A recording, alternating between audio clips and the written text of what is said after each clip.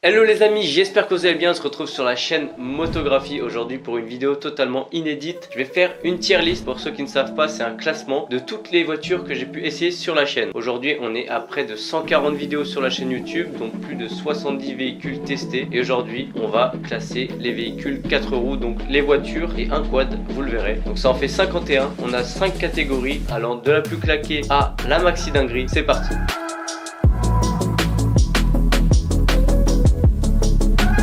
Alors on va commencer directement par un banger, par l'Audi e-tron GT. Donc ça c'était une voiture électrique de plus de 500 chevaux, donc l'une des plus puissantes que j'ai testée sur la chaîne. Alors celle-là c'est une électrique, donc je vais pas la mettre dans la maxi dinguerie, elle mérite d'être en pépite largement. La Mini Cooper S, bon c'est pas une voiture de fou, hein, on va pas se le mentir, surtout que ça tient pas beaucoup sous la pluie. Mais par contre c'est une voiture que j'ai fait avec un de mes meilleurs potes qui est Hugo Bach. D'ailleurs si vous voulez aller le suivre, il est pilote automobile, c'est Hugo Bach Racing, le Insta se met juste ici. Donc ça on va dire que c'est une voiture plutôt cool, l'ambiance était sympa, donc c'était plutôt sympa. Ensuite on a une Panthère de ville. Alors pour la petite anecdote, cette Panthère de ville avait appartenu à Johnny Hallyday, elle a été sérigraphiée et il y a un morceau de son disque d'or à l'intérieur du moteur, donc c'était plutôt cool. Malheureusement j'ai pas pu la tester à proprement parler au volant, mais on a quand même fait un essai qui est sur la chaîne, donc n'hésitez pas à aller le voir s'il y a des fans de Johnny Hallyday. Mais celle-là, vu que j'ai pas pu la tester, elle a de l'histoire, je vais quand même la mettre dans cool parce que c'est une voiture assez rare. Si j'avais pu la tester, je pense qu'elle aurait pu être plus haut. L'ID5 GTX, alors encore une électrique. Pour le coup l'ID5 GTX, j'étais un petit peu déçu, je vais pas vous mentir, parce que le GTX est censé être un petit peu sportif, ça reste une électrique, c'était pas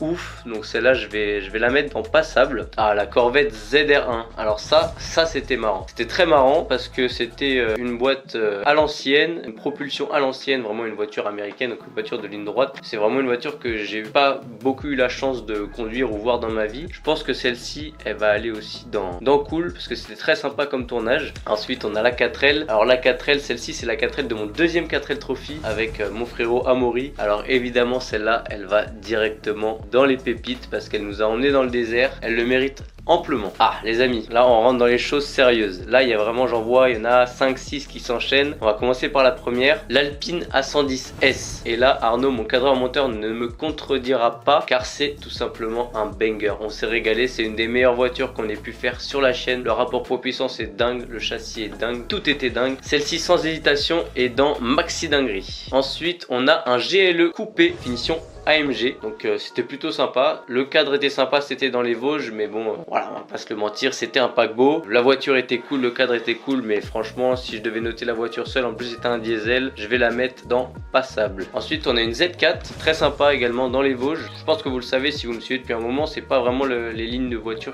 que j'aime beaucoup. C'était cool, l'environnement était sympa, la voiture bof, je vais la mettre dans cool parce que bon, ça reste une petite sportive assez cool. Ensuite on a le C43 AMG coupé. Alors ça par contre j'étais très agréablement surpris, en plus c'était une voiture qui n'avait pas de FAP, très sympathique. C'est une voiture prêtée par My Luxury Car, donc société de location à Versailles, un des partenaires les plus fidèles sur la chaîne, et celle-ci vraiment j'ai adoré, je vais la mettre dans pépite, tout comme la M2 qui est juste derrière, M2 coupé. Alors là les amis, niveau banger, on était servi, une ligne M Performance en titane qui chantait du diable, encore une fois prêtée par My Luxury Car, donc n'hésitez pas à y aller de ma part. D'ailleurs vous avez moins 10% pour toute location sur un week-end de ma part chez eux. Donc la M2, il n'y a aucune hésitation, en plus la couleur était fou, le covering c'était dingue, maxi dinguerie direct. Là on repasse chez Jaguar, c'est la seule Jaguar d'ailleurs sur la chaîne, Jaguar XK, toujours dans les Vosges. D'ailleurs si cette personne regarde la vidéo, merci pour tous ces prêts de véhicules. Celle-ci était très sympa, vraiment agréablement surpris, surtout la sonorité, donc je vais la mettre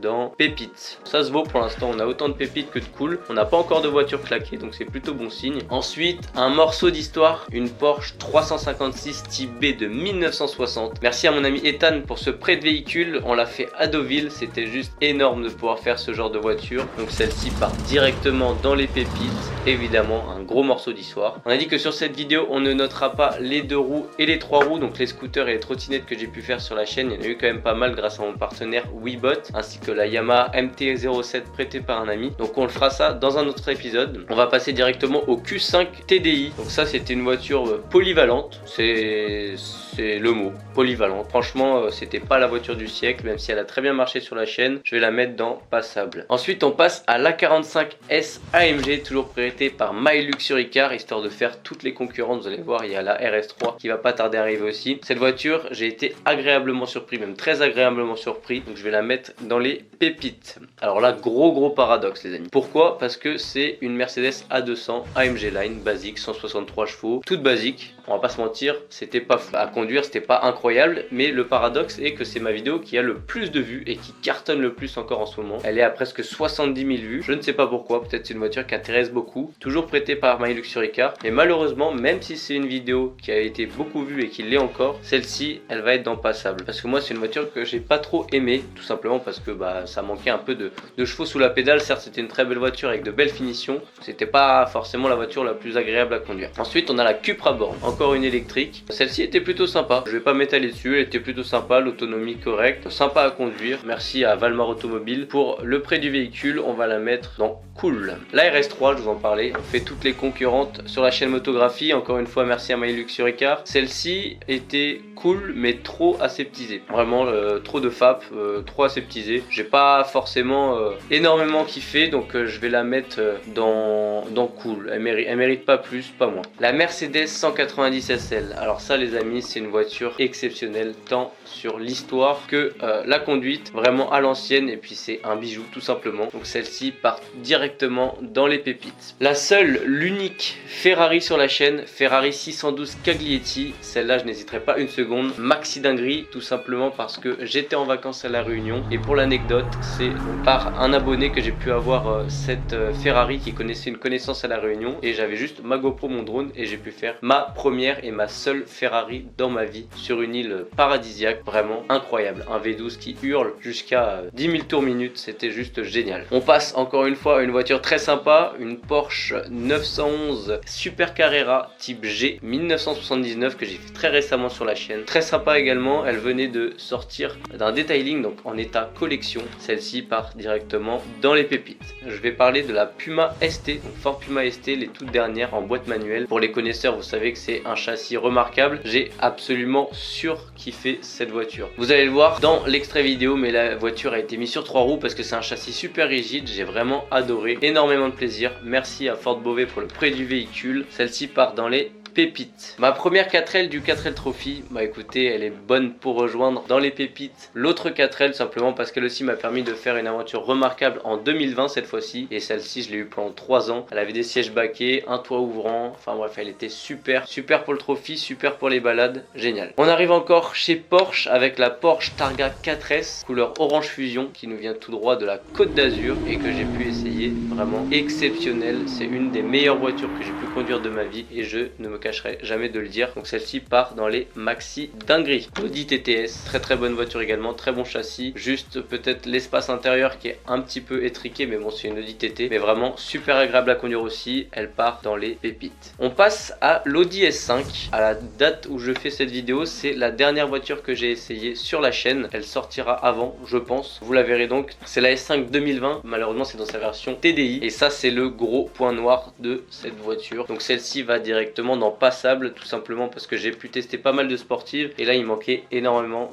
d'agréments de conduite, que ce soit la sonorité ou un peu de sportivité, même dans le passage des rapports. Il y avait beaucoup de couple certes, mais ça manquait un peu de sportivité. Là on arrive sur une voiture, c'est l'Audi Q4. L'Audi Q4 c'est quoi? C'est un SUV électrique développé par Audi. Esthétiquement moi je suis pas fan, à conduire je suis pas fan, donc malheureusement celle-ci a la palme de la première voiture que je vais mettre dans la gamme claquée. Je suis désolé, merci quand même à Audi Saint-Maximin pour le prix du véhicule, hein, c'est pas de votre faute, mais là franchement voilà, c'était sympa. On passe ensuite à la Sirocco. La Sirocco c'est une voiture que j'adore, c'est ma voiture personnelle que vous voyez sur cette photo, que j'ai pu tester également sur la chaîne. J'ai mis une reprogrammation stage 1 que vous pouvez voir, donc vidéo faite avec mon partenaire CTF Performance. D'ailleurs là-bas aussi vous avez moins 10% en venant de ma part. Évidemment que j'adore cette voiture, il y a beaucoup qui la critiquent, il y en a peu qui l'aiment, mais bon c'est pas grave, moi je l'adore. Alors j'ai pas la prétention de la mettre dans Maxi Dinguerie dinguerie parce que j'ai pas encore la Sirocco R, mais je vais la mettre dans pépite évidemment. C'est ma voiture, je fais ce que je veux. L'Audi S3, alors là c'est pareil, j'ai été très déçu parce que pour comparer par exemple à la TTS qui a un moteur similaire, l'Audi S3 trop aseptisé. Donc c'est la 2021 celle-ci et vraiment ça manque un petit peu de fun. On a envie de s'amuser un petit peu plus, donc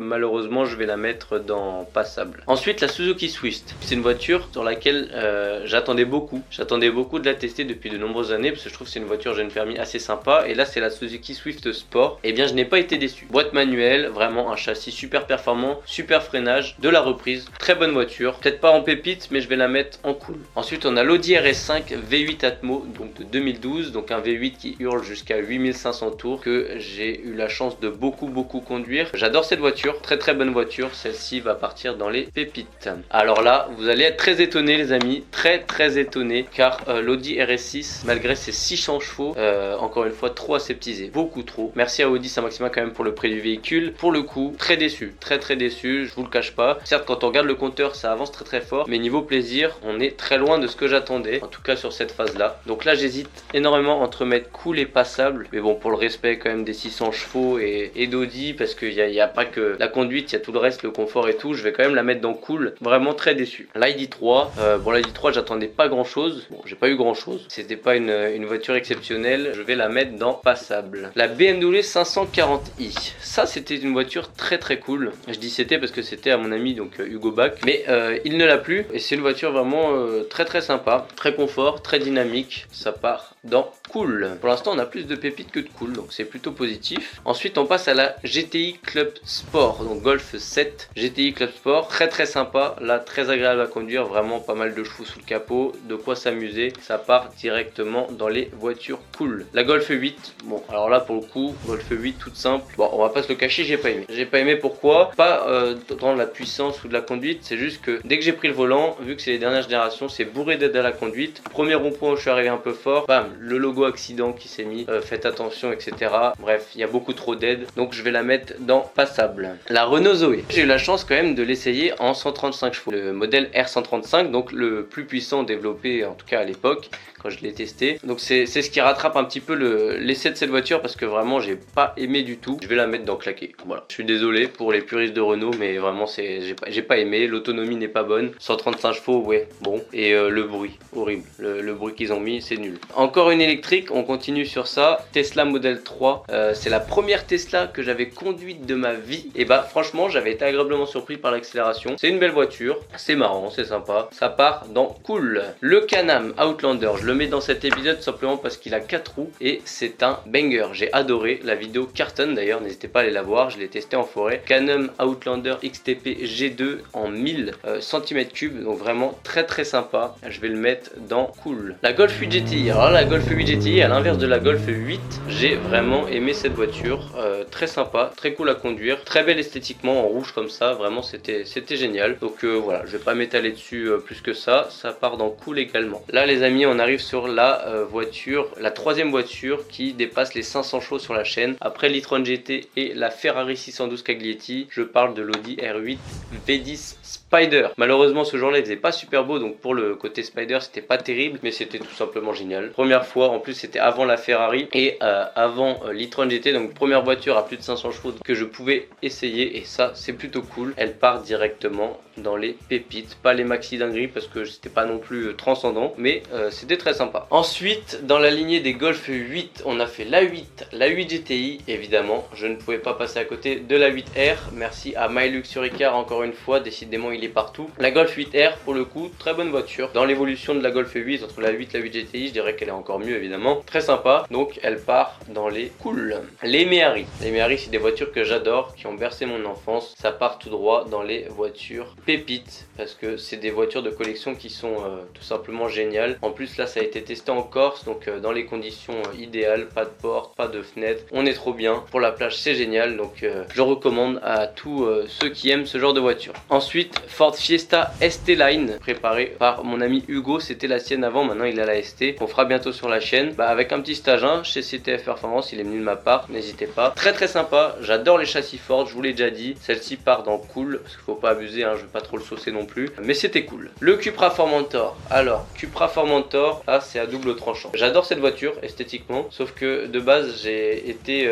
appâté disons en me disant que j'allais faire le modèle le plus puissant, qui développe un peu plus de 300 chevaux, et au final non, j'ai eu le modèle diesel 150 chevaux, donc très déçu par la conduite, même si esthétiquement il est très beau, je vais le mettre dans passable. À prendre avec des pincettes, hein, c'est le modèle que j'ai eu. J'adore le Cupra Formentor, mais je pense qu'avec plus de chevaux il aurait été plus sympa. La Porsche 997 phase 2, encore une fois faite à Deauville, prêtée par le même ami qui m'a prêté la Porsche 356, c'était juste génial, ça part tout droit dans les pépites. Encore une Porsche, parce que oui, on en a fait beaucoup sur la chaîne Motographie, et tant mieux. Là, cette fois-ci, c'est une Porsche 911 3 litres 2 Carrera coupée de 1982, en Corse encore une fois. Très sympa, mais bon, je vais la mettre dans cool. Ensuite, la Cupra Leon. Alors là, la Cupra Leon, j'ai pas trop kiffé, hybride, donc 245 chevaux. Pour être honnête avec vous, j'ai pas trop kiffé, donc celle-là je vais la mettre dans passable. Décidément Cupra ils sont mal représentés, les pauvres. Enfin, dernière voiture, je me suis trompé, il y a 4 voitures sur la chaîne Motographie qui font plus de 500 chevaux, et on finit en beauté par ce Range Rover SVR en Corse une nouvelle fois, et là j'ai surkiffé. Le V8 chante à mort, c'est super agréable, très sympa à conduire. Celle-ci part dans cool sans hésitation. Voilà, la vidéo est terminée, j'espère que ce format de vidéo vous aura plu, c'est la première fois que je fais ça sur la chaîne, j'espère que ce sera pas la dernière. Après on va pas faire ça toutes les 2 semaines non plus, on va essayer d'attendre d'avoir quand même pas mal de nouvelles voitures pour voir si le classement évolue, j'espère qu'il évoluera. Dans tous les cas, n'hésitez pas à liker, à me dire dans les commentaires ce que vous en avez pensé, mais surtout abonnez-vous pour ne rien rater des prochaines vidéos. C'était Motographie et on se dit à très vite sur YouTube.